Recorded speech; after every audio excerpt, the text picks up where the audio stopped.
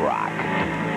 This week, Axl Rose gets charged for a riot near St. Louis. Super Freak star Rick James gets charged for being super freaky. Metallica holds the world's largest listening party, and this very show turns 200. Hi, I'm Kurt Loder. Welcome to the 200th edition of The Week in Rock. We're going to be rerunning a few of this show's vintage moments for you in a little bit, but first, let's see what's been going on this week.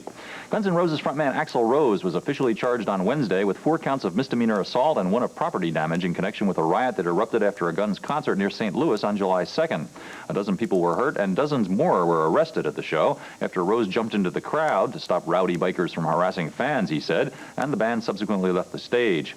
After considering eyewitness accounts and videotape evidence, some of it submitted by Guns N' Roses, St. Louis County Prosecutor Robert McCulloch had this to say. The assault charges, I said, were the dive into the crowd. It apparently went into the crowd intending to assault one of the individuals, landed on top of several others, and then hit a guard, a security guard, on the way back up onto the stage. Did he hit him with his fist or? His fist or his open hand down. Did you base that on the videotapes? On that, plus portions or the interviews with the various witnesses involved, different people. No word from Guns N' Roses management on the charges against Axl Rose or how they might affect the band's European tour, which is scheduled to begin on Tuesday.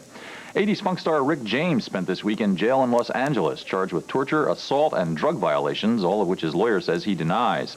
An unidentified 24-year-old woman says she met James, 43, and his 21-year-old girlfriend Tanya Ann Hijazi at a party, and that they subsequently imprisoned and abused her in their Hollywood home, forcing her to smoke crack, burning her body with a crack pipe, and forcing her to have sex with Hijazi.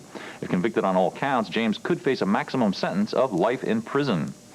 In happier news, Metallica returned to its hometown of Petaluma, California last Thursday and Friday in preparation for a world tour in support of the band's new album, which is called simply Metallica.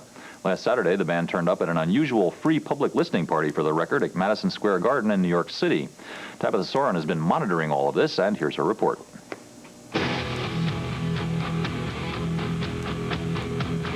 Petaluma's really pretty dead, but they're making Petaluma right now.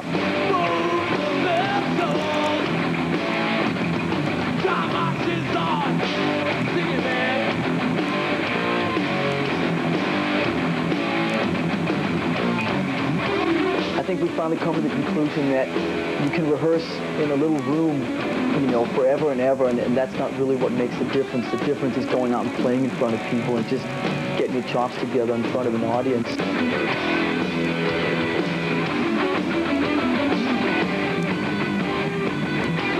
This side of us, of just going out and playing to 800 people or 1,000 people like we're doing yesterday and tonight, I mean, that's something that I know we'll never get away from, because it's just something that we like doing so much, just having people like right in your face and the intimacy of the whole thing.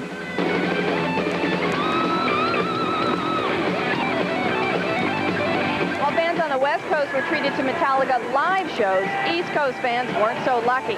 Metallica came to Madison Square Garden, but not to perform. Instead, they gave away 19,000 free tickets for fans to come here and listen to their new album, which won't be in stores till August 12th.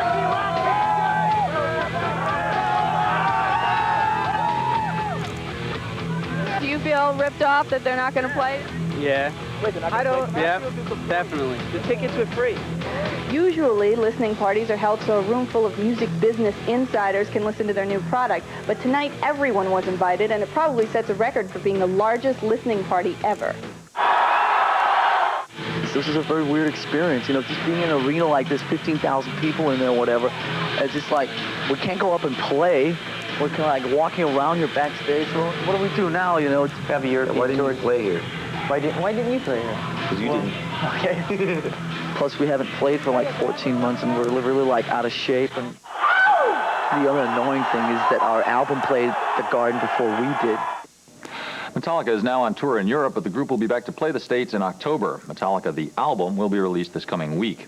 Another package tour bit the dust this week, the third so far, and what veteran concert promoter Bill Graham calls the worst summer for ticket sales that he's ever seen. Singer David Lee Roth, who's been touring with Cinderella and Extreme as opening acts, canceled the final 2 weeks of the outing, but swears he will be back. You've got another 40 years to go with me, Roth says. Depending on whether or not you like the music, that's either a threat or a promise. As for his opening act, Cinderella says it's lining up a headlining tour of its own, and Extreme has signed on as an opening act for ZZ Top, a band for which this has turned out to be a very bad week. Bill Ham, the group's longtime manager, reported that his wife and high school sweetheart Cecile Ham had been missing since July 2nd when she was last seen at a store in Houston. A few hours later, a man used one of her credit cards at a local gas station and was later seen driving her red Cadillac. That man was identified as a 22-year-old prison parolee from Galveston named Spencer Corey Goodman.